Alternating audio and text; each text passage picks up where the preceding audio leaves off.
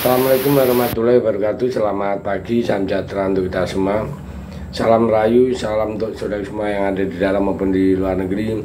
Semoga berbahagia. Sedang saudaraku yang baru sakit, mudah-mudahan cepat sembuh. Dan yang bekerja mendapat rezeki yang banyak dan berkah. Amin. Semua tahu kan, timnas Indonesia sekarang ada di Jepang ya. Dan timnas ini telah melakukan serangkaian persiapan untuk menghadapi Jepang. Meskipun semua tahu kalau laga ini nggak berpengaruh soal kelolosan Indonesia, namun tim Garuda tetap bertekad memberikan permainan maksimal. Sebab di luar dari poin di grup, soal ranking FIFA inilah yang mungkin jadi salah satu tujuan. Meskipun di satu sisi Jepang yang turun dengan tim lapis kedua juga bukan tim yang mudah dikalahkan. Nah, berkaca dari segala situasi, tentu saja salah satu yang jadi sorotan kekuatan timnas cuman soal pemain saja, di mana kombinasi 3 nama yaitu Clifford, Langsat, dan Pastur dianggap sebagai komposisi yang saling melengkapi, yang mana semuanya semakin jelas ketika melawan Cina. Kemarin kan ketiganya kompak menjalankan perannya masing-masing. Dan menurut tim ya, Cahlil, sang legenda Australia, apa yang dilakukan Indonesia, terutama Ketua Umum PSSI Erick Thohir juga mengganti Sintayong dengan kombinasi jajaran pelatih yang baru, bisa dibilang membuat Indonesia jadi satu-satunya tim di ronde 3 yang berani melakukannya itu. Nah, hal yang kemungkinan membuat juga merasa kalau Indonesia itu bisa lebih naik lagi ya. Nah, tapi ya itu tadi, dengan perubahan persepsi pemetaan kekuatan, tim Asia tetap akan memantaunya. Karena faktanya Indonesia sekarang nggak bisa lagi dianggap sebagai tim lemah di kawasan Asia ya. Nah, jadi ini adalah impian yang paling tinggi dari masyarakat Indonesia ya.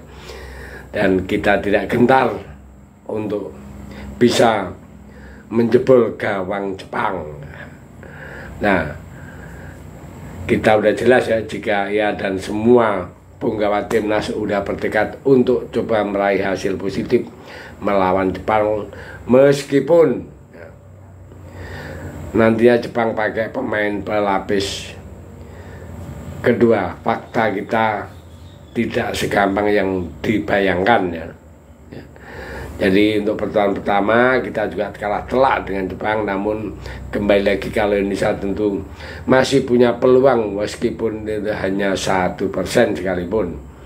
Nah, sebuah mentalitas yang lahir dari sebuah keyakinan mendalam itu yang membuat modal utama dari timnas Indonesia.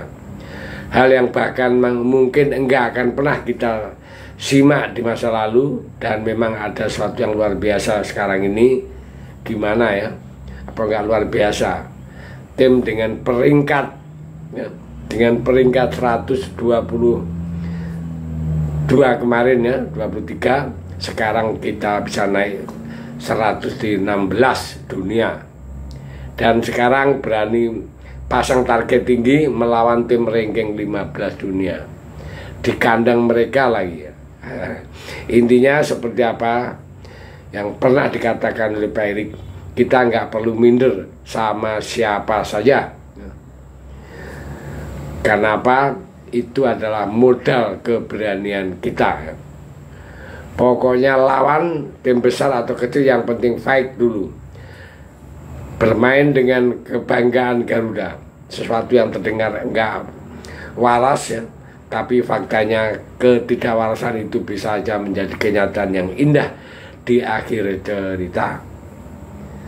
Timnas Indonesia datang ke Osaka dengan membawa misi besar, bahkan keberadaan supporter ya, yang senantiasa berkumpul di bandara menyambut punggawa tim yang datang, sehingga membuat optimis ya, makin terasa adanya. Walaupun kembali lagi semua pasti nggak mudah, mengingat Jepang tetaplah Jepang.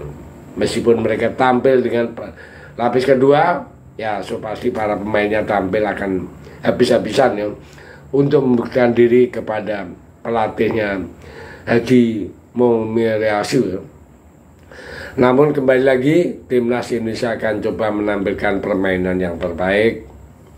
Dan menurut Kevin Dick, timnas saat ini sudah berkembang dan semakin erat dari sebelumnya, yang mana itu sudah terlihat dari semakin padunya chemistry antara pemain di pertandingan melawan Cina kemarin.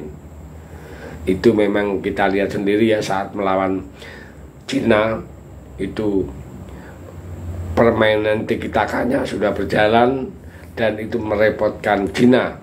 Maka dari itu nanti di Jepang akan membentuk tim yang betul-betul solid, chemistry-nya terpadu, dan mudah-mudahan bisa mendapatkan hasil yang positif.